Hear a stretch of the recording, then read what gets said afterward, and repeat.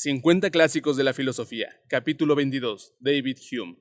David Hume es considerado el más grande filósofo británico y por su influencia en figuras como Kant, quien dijo de él que le había despertado del letargo dogmático, uno de los hombres más importantes de la filosofía en los últimos 250 años. Su primer libro, Tratado sobre la naturaleza humana, nació muerto de la imprenta y casi nadie se percató de él, pero fue un logro notable, en especial porque Hume lo escribió sin haber cumplido aún los 30 años. Sin embargo, sus ideas sobre la religión le cerraron las puertas de la filosofía académica, y solo la publicación de su Historia de Inglaterra, con ya más de 40 años, le dio a conocer ampliamente y le permitió una vida cómoda. Por lo que se refiere a la historia del filósofo, Hume empezó a brillar realmente con los positivistas lógicos del siglo XX, como A. J. Ayer, que escribió una biografía suya. Hoy es el santo patrón de todo tipo de escuela filosófica que defienda el empirismo y desapruebe la especulación metafísica. Como veremos en lo que sigue, muchas son las interpretaciones posibles de Hume. Investigación sobre el conocimiento humano es una versión madura del tratado, y con su estilo relativamente fácil y no académico, es un magnífico punto de partida para el análisis de Hume. Nosotros debemos ser el verdadero objeto de estudio. Aunque la visión tradicional de Hume es la de un gran escéptico filosófico que no pensaba que su materia de estudio pudiera alcanzar mucho, en las últimas pocas décadas lo que ha destacado es su obra como científico de la naturaleza humana, que intentó hacer por la filosofía lo que Newton hizo por la ciencia natural. Hume pensaba que nuestra capacidad de razonamiento no era más que consecuencia de las capacidades lingüísticas y que la naturaleza humana, o lo que hoy llamamos psicología, se podía explicar mediante un mayor conocimiento del cerebro y el sistema nervioso. Siguiendo a John Locke y George Berkeley, argumentaba que la base de la filosofía no debía ser el razonamiento, sino la experiencia o las impresiones que nos llegan a través de los 5 sentidos. Anuncio de lo que el filósofo de la ciencia Thomas Kuhn diría en nuestra época. Hume señalaba que todas las ciencias tienen una relación mayor o menor con la naturaleza humana. Nos engañamos si creemos que las ciencias naturales son un reino objetivo del conocimiento fuera de la humanidad.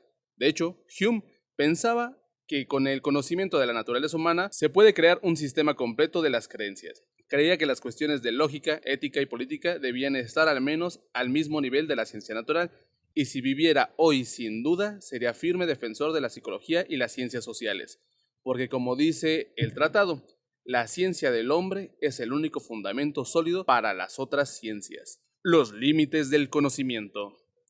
Para Hume, todos los filósofos antiguos y modernos habían tenido en excesiva consideración la fuerza de la razón humana. Se habían construido grandes sistemas para comprender a los humanos, a Dios y el universo, olvidando que, en última instancia, todo lo que podemos saber es lo que observamos directamente a través de los 5 sentidos. Totalmente en contra de Descartes, Hume sostiene que no existen ideas abstractas y eternas.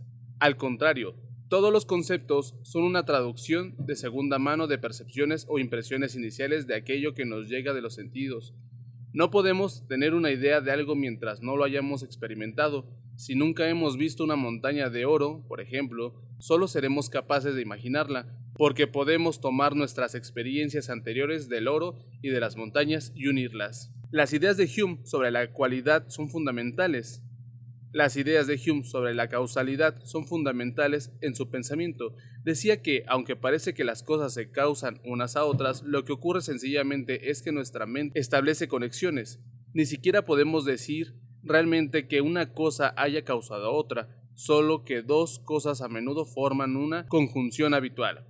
Cuando el fuego se une a la piel, por ejemplo, podemos presumir que habrá dolor, o que la nieve normalmente significa frío, pero en realidad no hay nada que vincule lo uno con lo otro. Tampoco podemos decir que algo sea siempre cierto, porque parezca que lo es. De hecho, aboga Hume, gran parte del conocimiento humano no es más que una confianza en la costumbre, o la aceptación de lo que todos los demás dicen que es verdadero. La costumbre no genera verdad, simplemente hace más fácil la vida. Nos permite construir un mundo significativo sin tener que recrearlo de nuevo cada segundo mediante los sentidos. Al analizar la percepción humana, Hume señala que no existe auténtica diferencia entre la imaginación y la realidad, salvo el grado de creencia que tenemos en una o la otra.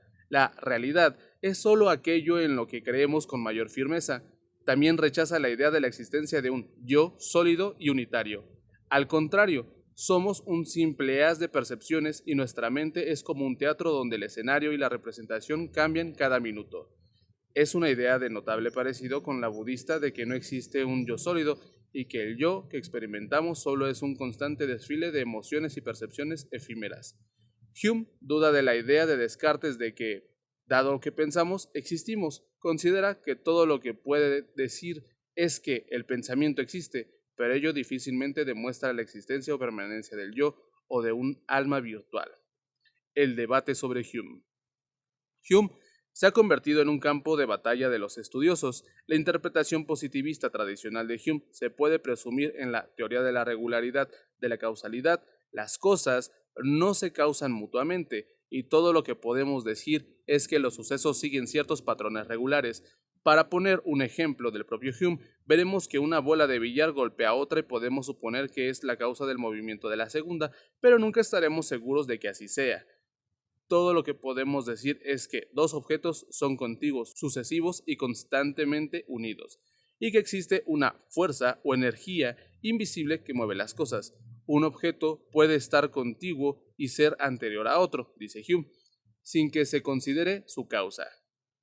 Los positivistas comparten su idea de que quien quiera detallar una causa y su efecto tendrá que hablar en términos ininteligibles, lo que quiere decir metafísicos, que son una afrenta a la filosofía. De hecho, Hume concluye la investigación con la famosa contundente llamada al rigor en la filosofía y a que las obras metafísicas se tomen con cierta reserva.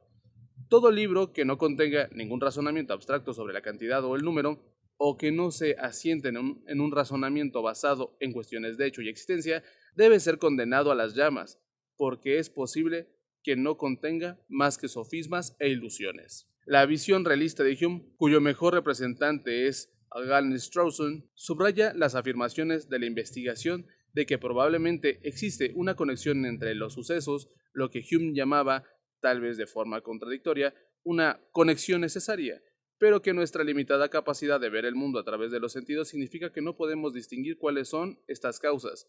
Linda de las afirmaciones de Hume que avalan esta idea es: la experiencia solo nos enseña que un suceso sigue constantemente a otro, sin mostrarnos la conexión secreta que los une o los hace inseparables. Para los realistas, la teoría de la regularidad, según la cual nada causa nunca nada, es ridícula. Al fin y al cabo, Hume creía firmemente en el sentido común y en las creencias naturales en las cosas o las ideas que las personas tienen en común. Si una de estas creencias naturales es que en la vida real las cosas causan que ocurran otras cosas, ¿por qué no ha de ser verdad también en la filosofía? Como dice Hume, la naturaleza nos ha mantenido muy lejos de sus secretos y solo nos ha permitido conocer unas pocas cualidades superficiales de los objetos.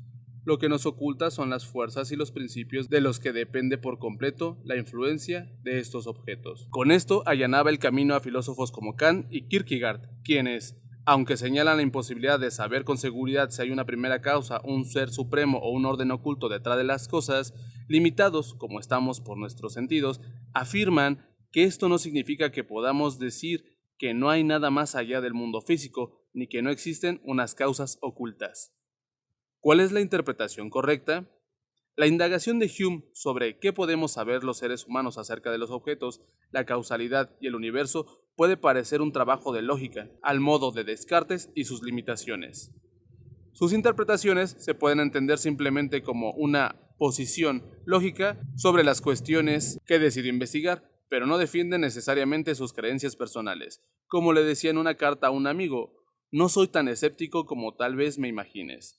Hume rechazaba la acusación de que era ateo, aunque su extremo escepticismo hacia que así se lo pareciere a los airados teólogos de su tiempo, la clave del debate quizá sea que nunca afirmó Dios no existe, solo que las diversas pruebas de la existencia de Dios eran pura especulación de tipo muy humano que no llevaban a ninguna parte. Comentarios finales. Sé filósofo, pero en medio de toda tu filosofía, sigue siendo hombre. Como bien indican estas palabras, Hume no tenía mucha fe en la filosofía por sí misma. Después de pasar unas horas agradables con sus amigos, a veces regresaba a sus aposentos, leía lo que había escrito y observaba que le parecía ridículo. Buscar certezas, pensaba, era empeño de locos, y si seguía con su trabajo filosófico era sobre todo por el placer que le producía. Reconocía que, en comparación con la superstición y la religión, La fría especulación de la filosofía carecía de todo interés para la mayoría de las personas. Si la pregunta clave de la investigación es ¿qué sabemos realmente?, Hume no da respuestas seguras. No obstante, dice que la falta de auténtico conocimiento no debe hacer que los cejemos en el intento de entender el mundo y admira a los filósofos que, como Cicerón, no se centran en el significado por sí mismos, sino en vivir una vida honorable y actuar racionalmente de acuerdo con unas creencias bien meditadas. Para la mayoría de las personas, este tipo de filosofía es suficiente y la otra, las del tipo más especulativo, en las que se emplea el propio Hume, aunque es interesante, es posible que al final no conduzca a nada. Sin embargo, en jocosa defensa de su pasatiempo, Hume escribía en el tratado: hablando en general, los errores en la religión son peligrosos, en la filosofía solo son ridículos. Aunque pensaba que nuestra capacidad de poseer un conocimiento objetivo de lo que es el mundo estaba naturalmente limitada por nuestros sentidos, admitía no obstante que los humanos debemos dar sentido a esa experiencia y vivir como si lo que experimentáramos fuera real. No podemos ir por el mundo pensando como el filósofo, dudando de todo. Hume en general despertaba simpatía, su apodo era Le Bon David, y el estilo con que escribe refleja su personalidad, comprensivo y no dogmático. Al igual que su amigo y coetáneo Adam Smith, economista y autor de La riqueza de las naciones, escribía de forma que pudiera leerle la mayor cantidad posible de personas, una razón más para apreciar su valor. David Hume. Hume nació en Edimburgo en 1711. Procedía de buena familia, tanto por parte de padre como de madre, pero no era rico y su padre murió siendo él aún un bebé. Empezó a escribir el tratado sobre la naturaleza humana cuando estudiaba en la Universidad de Edimburgo, pero en lugar de graduarse, se fue a Bristol a trabajar e iniciarse en el comercio. Después vivió 3 años en Francia, donde siguió un riguroso programa de autoestudio. El tratado fue publicado en 1739, con muy escaso reconocimiento, pero sus ensayos, 1741-1742, incluidos los escritos sobre economía política que anunciaban los de Adam Smith, tuvieron éxito. Nunca fue profesor de filosofía y sus ideas sobre la religión le cerraron las puertas de las universidades de Edimburgo y Glasgow. Algunos de sus trabajos fueron el de profesor particular durante un año de un noble inglés loco, bibliotecario subsecretario de Estado de Londres y secretario del embajador británico en París. El último puesto le permitió relacionarse con otras figuras de la Ilustración europea fuera de Escocia, entre ellos Jean-Jacques Rousseau, con quien hizo amistad, pero después lo abandonó. Hume defendió la unión de Inglaterra y Escocia que había tenido lugar en 1707. Algunos de sus libros son Investigación sobre los principios de la moral, 1751-2006, Ensayos políticos, 1752-2005, e Historia de Inglaterra, 6 volúmenes, 1754-1762. Sus 4 disertaciones de 1757 incluían los polémicos Diálogos sobre la religión natural, que dispuso que se publicaran póstumamente. Hume murió en 1771. James Boswell lo visitó en el lecho de muerte y dijo que el famoso ateo estuvo de muy buen humor hasta el último suspiro. 1907. Pragmatismo. El pragmatista le vuelve la espalda con absoluta determinación y de una vez por todas a muchas queridas e inveteradas costumbres de los filósofos. Se aleja de la abstracción y la insuficiencia de las soluciones verbales, de las malas razones a priori, de los principios inamovibles, de los sistemas cerrados y de los supuestos absolutos y orígenes. Se dirige a lo concreto y la adecuación a los hechos, a la acción y al poder. Una idea es verdadera en medida en que se crea que es beneficiosa para nuestra vida. La verdad es una especie de bien y no, como normalmente se supone, una categoría distinta del bien y coordinada con él. Verdadero es el nombre de cualquier cosa que demuestre ser buena. El racionalismo sigue la lógica y lo empírico, el empirismo sigue los sentidos externos, el pragmatismo está dispuesto a asumir cualquier cosa, a seguir la lógica o los sentidos y a tener en cuenta las experiencias humildes y más personales. Contará con las experiencias místicas si tienen consecuencias prácticas.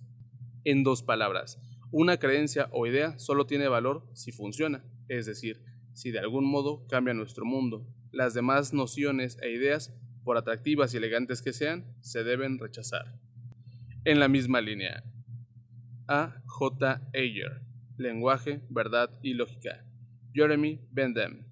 los principios de la moral y la legislación. David Hume, investigación sobre el conocimiento humano.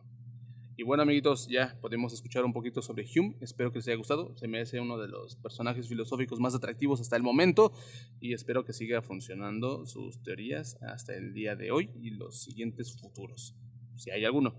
Y pues bueno, espero que tengan un día bastante chingón. Nos andamos topando en el siguiente audio video o lo que sea esto, que se manifieste. Y pues bueno, eso, ¿no? Si no la pasan bien, pues lo siento mucho, de verdad, de verdad, de verdad. Bye.